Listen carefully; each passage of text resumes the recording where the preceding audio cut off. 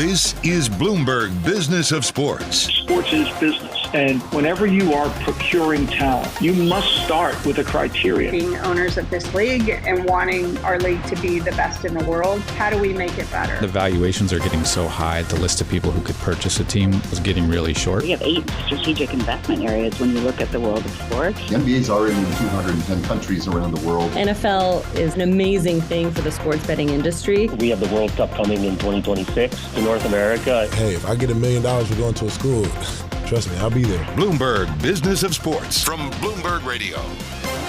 This is the Bloomberg Business of Sports show where we explore the big money issues in the world of sports. I'm Scarlet Fu. And I'm Damian Sassower. Michael Barr will join us later in the program. Coming up, we'll talk college football with the former head coach of Coastal Carolina and former TD Ameritrade chairman, Joe Moglia. This is a matter of money. The conferences do their own TV negotiations. They're responsible for their own revenues. They don't need the NCAA. And plus, if you go back 2.5 years or so when they were announcing NIL, to me, that's the most significant thing to happen in the history of college sports. The NCAA literally abdicated their responsibility. We'll also talk sports memorabilia and a baseball card that sold for over $7 million.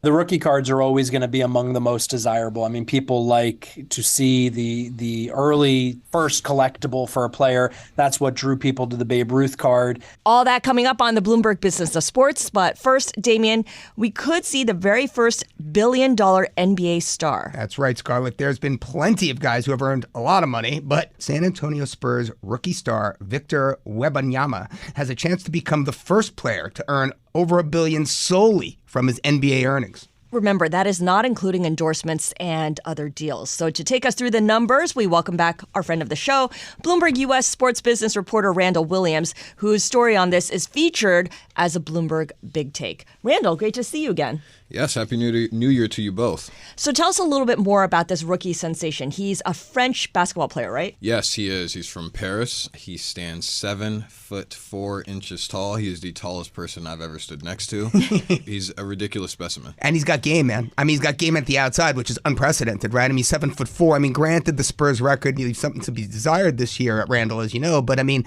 walk our audience through the contracts this young gentleman will need to sign to get to that $1 billion threshold. Sure. So I think it's pretty much guaranteed, as long as he doesn't get in trouble or God forbid a catastrophic injury happens, he's going to get a rookie extension. We've seen the precedent set by someone like Zion Williamson, who got injured early on in his career, but the Pelicans still gave him a contract. The same can be said for Joel Embiid.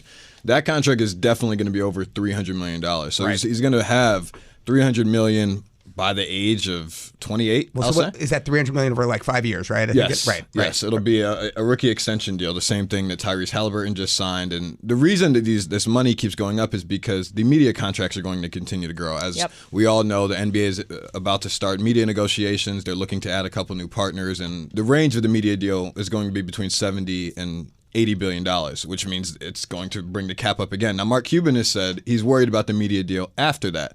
But who knows where it ends up. As long as things continue to grow, and if they keep bringing in international stars, then the media business will grow. And so the Supermax after that will be over $500 million. So that'll be in what year approximately? I think 2030, early 2030s probably. Yes. Okay, so 2031, 2032, $500 million then on top of the $300 plus million. Right. So, yeah, I mean, you're almost there because he could do a second Supermax. Yes.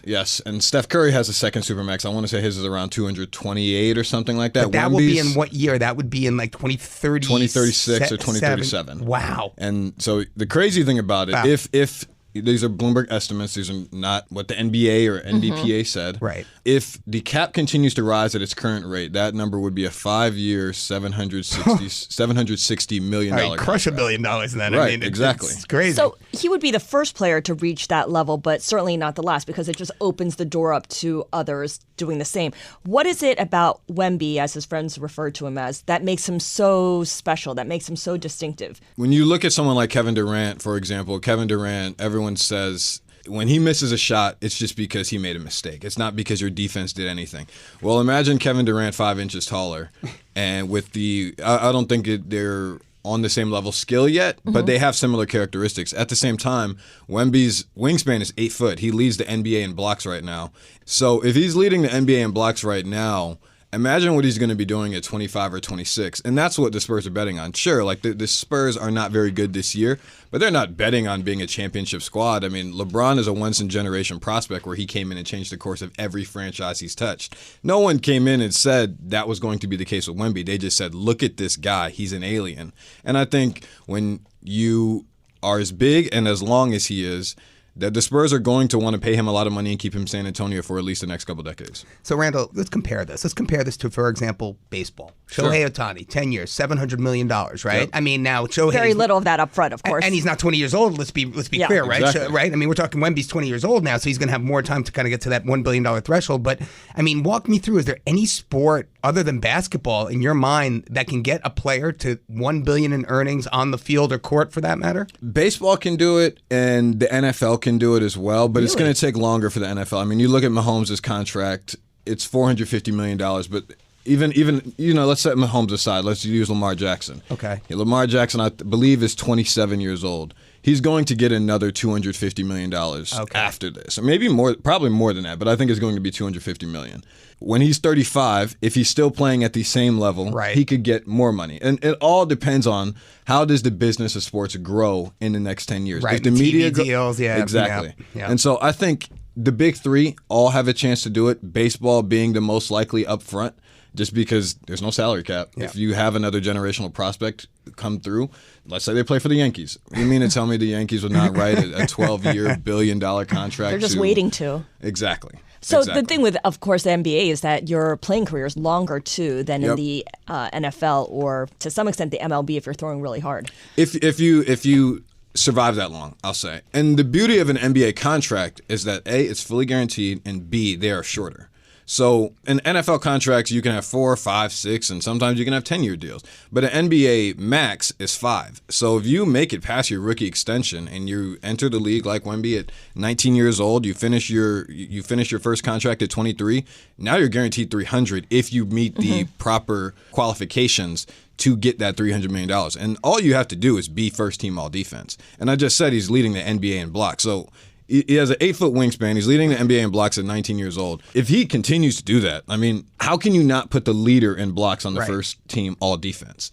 I think that happens for many years to come. Well, Randall, let's think about it this way, right? I'll give you another one. I mean, Michael Jordan, when he played, only made, $93 million, I think, something like that. And that was years ago, right? But he made most of his money off the court, right? And endorsement deals with Nike and Hanes and whatever.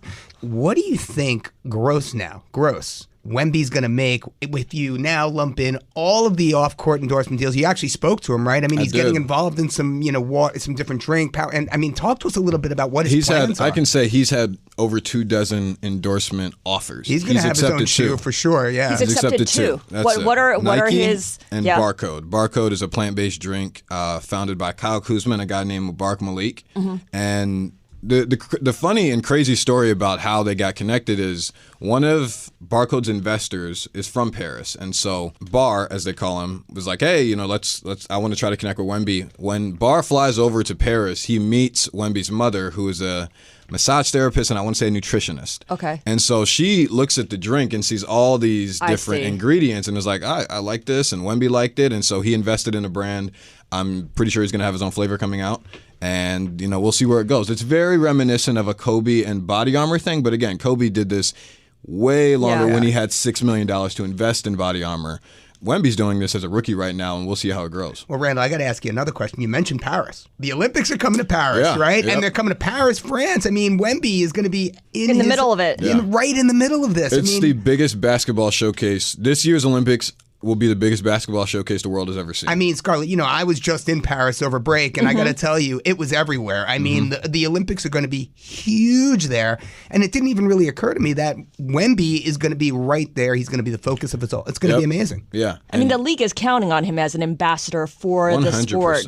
To the global audience. In a deal where the NBA is going to be negotiating new TV rights, right? So it's kind of all lining up pretty perfectly, right, Randall? For sure. And one of the things that happened when Wemby was drafted was Adam Silver met with Wemby before the draft. Adam Silver doesn't meet with any number one pick. And he shakes your hand on stage, but having meetings with someone, that generally doesn't happen. And so they recognize the magnitude that he has, and really it's just using him as an example to other international prospects. It's like, hey, this is what can happen, because the last 5 MVPs have all been international players. For instance, if you look at Wemby, he just looks unlike anything we've ever seen. When you look at Joel Embiid, Joker, and Giannis, they all have a basketball player type of feel. When you look at Wemby, it's like, yeah, he looks like he should be playing basketball, but it's like, how did you get to be that tall in the first place? Is he the tallest NBA player ever? Ever? I'm not sure. No, I think Yao Ming was pretty. Yao Ming was 7'6". And there's nothing that anybody, once he gets to a level of like confidence and skill, I mean, I don't know how you defend someone like that. And that's where the media comes into. Like, the NBA put 19 national games for the Spurs this year. That's more than the Brooklyn Nets. And we know how much bigger Brooklyn is than San Antonio. So they're betting on like, hey, here's this rookie. The team may not always play well, but just get a look at this tall guy. And we know you want to watch him play. Right, exactly. All right. Our thanks to Randall Williams, Bloomberg US sports business reporter, for joining us. Make sure to check out his story and more from the Bloomberg Big Take on the Bloomberg Terminal and online at Bloomberg.com/Big Take. Up next, we talk big money sports collectibles with the president of Robert Edward Auctions. That is straight ahead on the Bloomberg Business of Sports from Bloomberg Radio around the world. This is Bloomberg Business of Sports from Bloomberg Radio. This is the Bloomberg Business of Sports show, where we explore the big money issues in the world of sports. I'm Scarlet Fu, here with Damian Sassower. $7.2 million. That is how much a rare Babe Ruth rookie baseball card sold for in auction late last year. Yeah, and according to ESPN, that is the 3rd highest price ever for a baseball card. Robert Edward Auctions made the sale, and we got a chance to talk with the president of that firm, Brian Dwyer, about the sale and more, along with our colleague, Michael Barr. Let's take a listen to that conversation. The rookie cards are always going to be among the most desirable. I mean, people like to see the early first collectible for a player. That's what drew people to the Babe Ruth card. That's what we see people gravitating to today with prospecting these up-and-coming players. There's a lot of different things to collect, but rookies have always been at or near the top. Absolutely.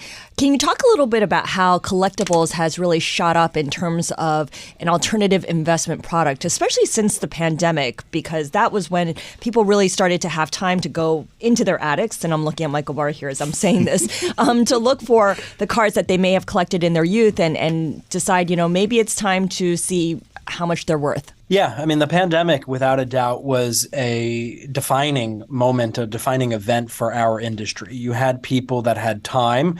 You had people that were looking for distraction. You had people that had money that they were not spending on discretionary things like travel or going out to eat. And they gravitated to this part of their life that brought them joy many years ago for a lot of these people.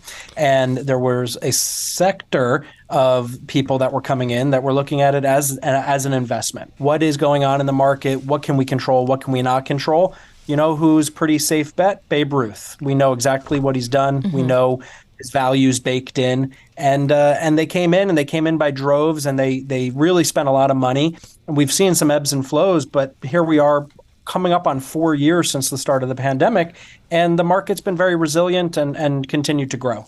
Brian, I remember a few years ago, my son was on social media, and he was watching a bunch of kids open old baseball card packs. And I don't know about you, and I mean, I didn't think that was a thing, but apparently that has absolutely blown up. Talk to me about that. How has that changed the landscape for your business, for sports memorabilia and collectibles? I mean, apparently it's been a huge boon to the business. Yeah, so I mean, you say right there, social media and watching people open these things. I mean, it's created a community in a way that didn't always exist. For a long time, you had to go to card shows and you had to travel and leave your home to interface with people that liked what you liked or were interested in what you were interested in. Now you've got thousands, tens of thousands, millions of people who in the comfort of their home have the accessibility that allows them to build this community and spread information and exchange information and learn and grow this industry. Have you ever heard or seen of somebody open up a baseball pack like that and find that card that will allow them to live on Michael Barr's private island down in the Caribbean? A rookie Damian Sassower card. I'll give you a little bit of personal history. About 5 years ago, I bought into a box opening of a 1986 Fleer basketball box. And I was lucky enough to receive the pack in which a Michael Jordan rookie card Wow. was. And it graded a 9 out of 10, grading and authentication paramount in our industry. So that was a big hit for me. That was a multiple of my investment.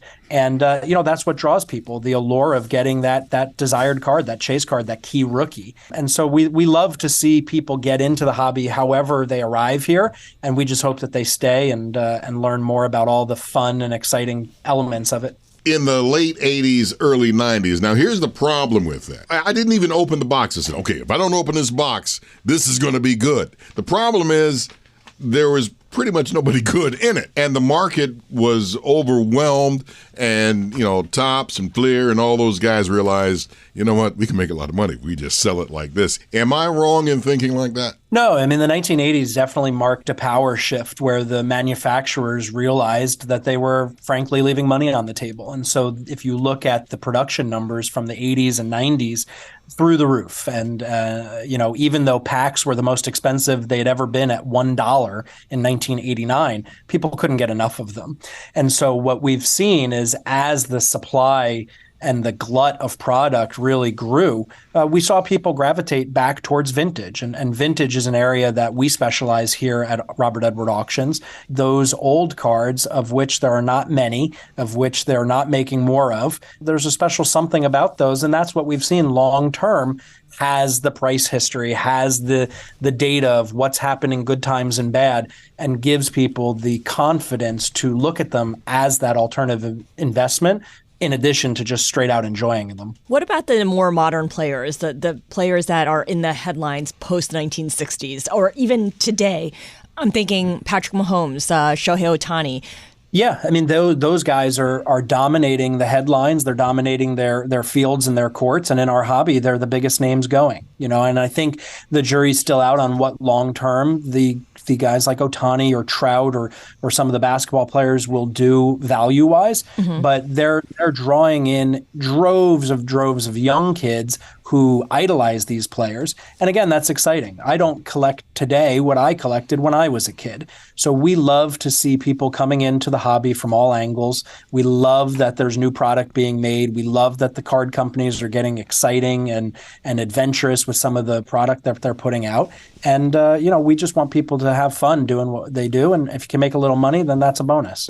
So Brian, let me ask you this. You've got Damian Sassower's 2016 Bloomberg rookie card. And then you have Damian Sassower's 2016 Bloomberg rookie card, but it's signed by Damian Sassower. Which one's worth more? That's actually a dynamic that shifted as well. It used to be blasphemous to put a signature on a card. And nowadays we're seeing incredible premiums being paid for cards that are signed, either modern cards that come out of the pack signed or vintage cards that are signed by the players and maybe noted with some career statistics or rookie of the year highlights, etc. So there's been a big bump in price and interest for signed cards compared to what we were seeing even 5 or 10 years ago. What about jerseys that are signed or baseball bats that are signed? I know that people collect them. They're worth a lot. They put them behind glass cases. But is there a market for actually trading these items? Yeah, I mean, game used memorabilia is a sector of our market that's really taken off in the last several years. As we saw this incredible escalation in pricing around cards of all types, we saw people look and say, you know what, for not much different of a price, I can actually get something that this player used or wore. And so with the modern guys where having a signed bat or jersey is available, I think that many collectors would prefer that. But, we this past summer sold a Babe Ruth baseball bat for $1.32 million. Wow. So it doesn't have to be signed, but if it's available, collectors won't turn away. This is the story that always breaks me up. Not just those cards that are, rookie cards and this and that, but the blooper card. And I always think of the Bill Ripken card.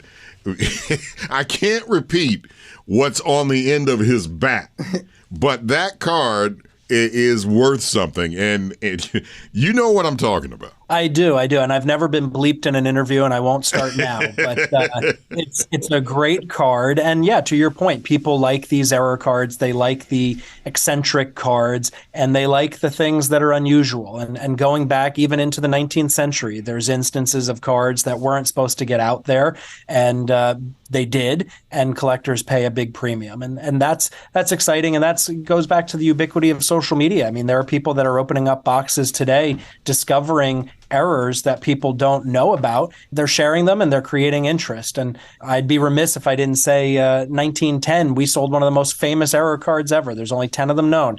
The printer changed the plate on the Joe Doyle card, had the wrong team. Only 10 of them got out of the factory. We got $1.32 million for one. Wow. So maybe we'll be talking about Billy Ripken being $1 million card here soon. Our thanks to Robert Edward Auctions President Brian Dwyer for joining us. Up next, we bring in former Coastal Carolina head coach and former TD Ameritrade chairman Joe Moglia. You're listening to the Bloomberg Business of Sports from Bloomberg Radio around the world. This is Bloomberg Business of Sports from Bloomberg Radio. This is the Bloomberg Business of Sports show where we explore the big money issues in the world of sports. I'm Scarlet Fu here with Damian Sassower. Michael Barr will be back next week. With the college football's championship game coming up on Monday, we wanted to take a look at the state of the game. The NCAA itself is in flux, with conference alignments shifting and the emergence of NIL. To talk us through some of the big headlines is former head football coach at Coastal Carolina and former chairman and CEO of TD Ameritrade, Joe Moglia. Joe, welcome to the Bloomberg Business of Sports. Damian and Scarlett, thank you very much for having me back on. I've enjoyed it every time we have done this. We love to hear that, Joe, and thank you for coming on. Happy New Year to you. You recently wrote an op-ed for Sportico on this idea of players' unions in college. So walk us through the thinking here and whether we're, close to that idea or not. There isn't any question, especially as far as the Power Five goes, that this is a matter of money. The conferences do their own TV negotiations. They're responsible for their own revenues. They don't need the NCAA. And plus, if you go back 2.5 years or so when they were announcing NIL, to me, that's the most significant thing to happen in the history of college sports. The NCAA literally abdicated their responsibility. I thought that was, first, mind-boggling, and secondly, I think that's maybe the worst example of leadership I've ever seen in my lifetime. The organization is supposed to protect the student athletes, protect college athletics, do all those things. Biggest thing going on, they're gone. Okay, so the money is so significant, and I think the impact that the NCAA can really truly have, other than being an enforcer, Power Five is not going to do anything that they don't want to do, no matter what the NCAA is saying, et cetera. So therefore, it's really been run by the agents and the attorneys. Mm-hmm. And there was talk, I think it was at Dartmouth recently, I think a few years ago it was Northwestern, about literally unionized. That's Dartmouth and Northwestern. As the money's getting more significant, I can easily imagine players getting together. They know what the money is. They know what the money's like. They know what other people are getting paid, and say, if we don't get this much of a bonus or we don't do this and this, we're not playing in the bowl game or we're not playing in the championship game. Now, you say, well, that never happened. Well, you know what? Look at how many guys on the team at Florida State didn't play in the game. So I can easily see from a business perspective that the people that are influential, the agents, the lawyers, et cetera, not the NCAA, able to bring the athletes together because, frankly, it's in the best financial interest. 9 out of 10 athletes are going to behave in a way that's in their best financial interest. Joe, for our audience, you have to explain, what is the role of a players' union? What do they do? I mean, they obviously, it's like they contract on a minimum wage for players to play at, but what else do they do? Well, I think their job, the basic job is to protect the players. So with regards to benefits, with regards to medical protection after you stop playing, with regards to making sure that free agency is actually allowed and encouraged to happen. So they're supposed to operate on the best interest of the players. So, for example, if what about laying claim to 10% of the TV rights? I think that's going to happen. Yeah. Again, there's nobody able to stop this. Nobody. What you could have done when it was announced a couple of years ago, you could have had structure around it. You could have guidelines. You could have rules. You have something that everybody would kind of coordinate around. There was nobody. You remember I don't expect you to remember having been there, but, about 40 years ago, SMU had some recruiting violations, and they got the death penalty for 3 years. Like, they weren't able to have scholarships. Yeah, no, I remember that, sure. Okay? You think about what Reggie Bush in 2005, he was getting some money, doing all those things. Now, I'm not saying what he did was right, because those were the rules. They break the rules. Everything that Reggie Bush did, totally legal today. Everything that SMU did, totally legal today. I mean, it wasn't even a conversation about what's supposed to happen. So at least we had the transfer rule that if you were going to transfer, okay, but you got to sit out a year. So if I'm going to give you money, I got to recognize you're not going to do anything for a year. If I'm going to leave, hey, I got to recognize I'm going to sit out a year. Right. The NCAA was nowhere to be found, but they get rid of the transfer rule. Then what happened? 3 weeks ago, the transfer rule was you can leave, period, anytime you want to play. Now, I'm sure there's more detail around that. And then 3 weeks ago, because there was a couple of things going on with regard to the courts, in their wisdom, the NCAA says, okay, we're going to get rid of the second time. So if you transfer once, you play right away. Transfer a second time, you got to sit out a year. That's gone. I mean, it's the wild, wild west. It is the wild, wild west, and they're making it up as they go along here. What would players' unions do to the economics of coaching? Because a lot of these coaches are the big stars within the school and for their community. Yeah, you know what? I think when we talk about players' union, and I should think that through more thoughtfully, Scarlett, the players don't have that type of stuff. So them coming together, they're the players. They're the players. You got, a gazillion of them playing every game. As far as the coaches go, the coaches, at least 9 out of 10 of them have agents. All the big ones have agents. And the type of coaching contracts that they're getting are very, very significant. I don't think, not that they wouldn't, but I don't know if the coaches feel they need unionization. I think they're pretty comfortable and happy where it is. Now, I think what we need to look at... How did they deal with a unionized workforce, though? Well, the NFL deals with a unionized workforce. And if you're the coach, you're still the coach. Now, you recognize there are always rules and guidelines around you, whether they come from the NCAA, the NFL, whatever it is. But these are still your players. And if they're going to perform, you're the one that decides whether or not they can play. You're still in control of them. I don't mean control in a bad way, as far as the actual football goes. So if you think the guys are playing, you don't play them. Yeah, but Joe, I just want to... The guy's not playing. Let me just take you through this He's not going to command the bigger salary. I'm sorry? I was going to say, let me take you through this hypothetical, Joe. I mean, the truth of the matter is this is very different than the NFL, because in the NFL, once you're on a team, you've signed a contract and you work for that team. You can't just transfer out next year and play for another team, right? So there are pros and cons to it. And if you have... Damian, so I understand. Are you talking about the player or the coach now? From the player's perspective, my question for you is, what does that look like? I mean, for you to unionize as players, right? And, to try and negotiate, say, a minimum wage, as for your rookie contract for any university, there has to be a little bit of give there from the university's perspective, right? We're going to pay you a salary. We expect you to be here next year.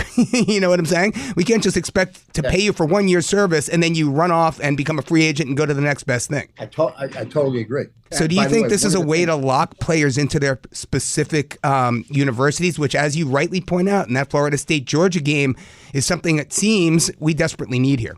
I agree. In fact, I actually think that because college athletics has no clue what they're doing from a serious financial perspective. It's embarrassing. That's why you have these ridiculous... I agree. The Orange Bowl was a complete embarrassment. 3 years, get $75 million. I agree with you. The Orange Bowl was a complete embarrassment. Imagine the sponsor for that event, and all of a sudden that's what they got. That's what they paid for. I mean, there's real money on the line here, Joe.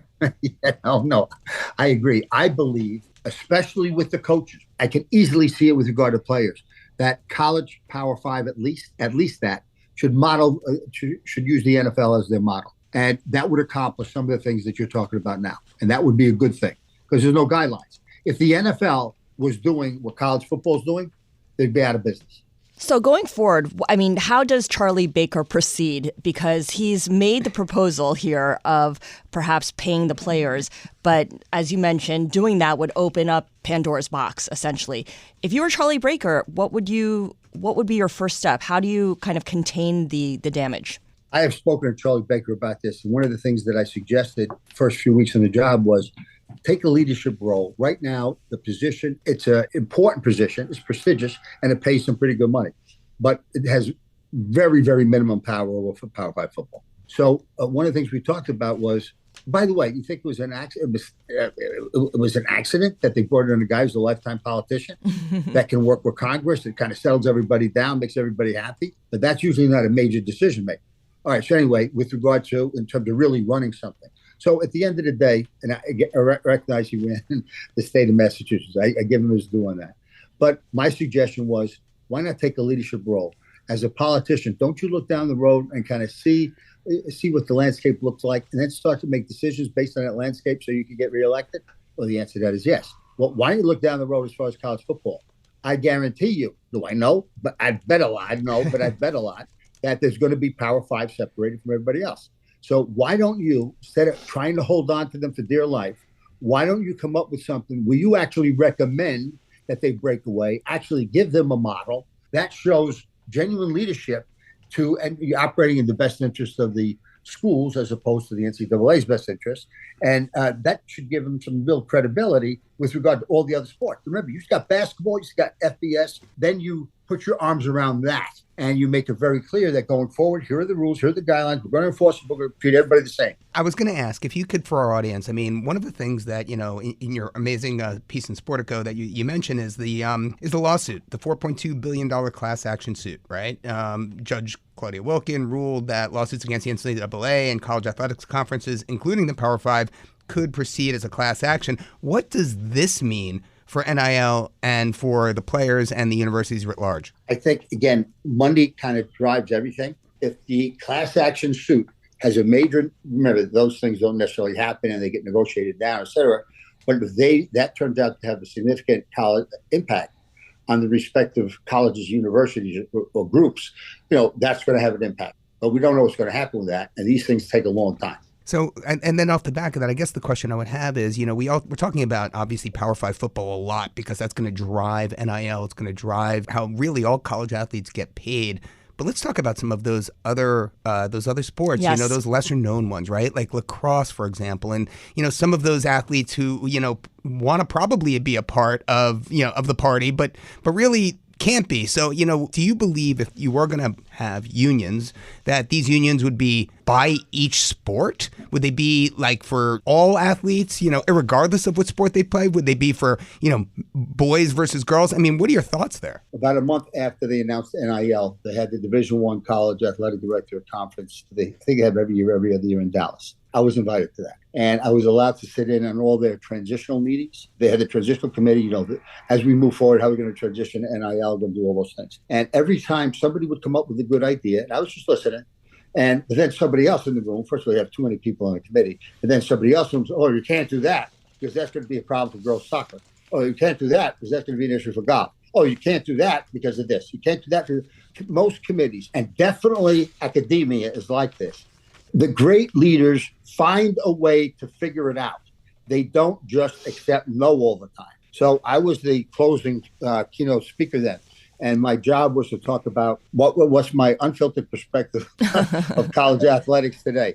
And I actually went to some of the more senior athletic directors and I said, hey, you guys really want me to do this? No fooling around? Yeah, we really want to hear what you got to say. All right. Deep down, I didn't believe that. So it's very, very, very, very complimentary. But then I said, let's talk about what's going on. Yeah. And I said, you should break away from the NCAA right now. Mark Emmett should be fired right now. And I sat in your meetings and you come up with some great ideas, but then you have one obstacle and one no, somebody saying else, and you're blaming everything on legal and all these things. I said, you'll never handle the whole mishmash of college athletics in every sport. So begin with the one that matters the most, which right now has the most money. It's by far, not even close, it's Power 5 football. So take a look at Power 5 football. I'm suggesting you control this, but you break away Power 5 football from the NCAA, and then you have an independent outside executive committee that you hire, right, and that you pay. They have one rule, one job. Your job is to take care of college Power 5 football. That's it. But whatever they say goes. They can fire them if they think they're bad. But as long as they're in office, whatever they say goes. That's it. Sure. They are true, absolute rulers, CEOs. And then you'll be able to figure that out for Power 5 football. You move it to the side, then go to Group of 5 football, or you go to men's basketball. You start small. You start with what you can control, Power 5 football, and then you take it from there. Yeah. Joe, Really, really appreciate your joining us. A very opinionated Joe Moglia, of course, the former chairman and CEO of TD Ameritrade, former head football coach at Coastal Carolina, who recently penned an op-ed on college athletics for Sportico. And if you missed any of that conversation, find it now on the Bloomberg Business of Sports podcast. Subscribe now on Apple, Spotify, or anywhere else you get your podcasts. Thanks for listening to the Bloomberg Business of Sports show. We're here each and every week at the same time. For Damian Sassower, I'm Scarlet Fu. Tune in again next week for the latest on the stories moving big money in the world of sports. You're listening to the Bloomberg Business of Sports from Bloomberg Radio around the world.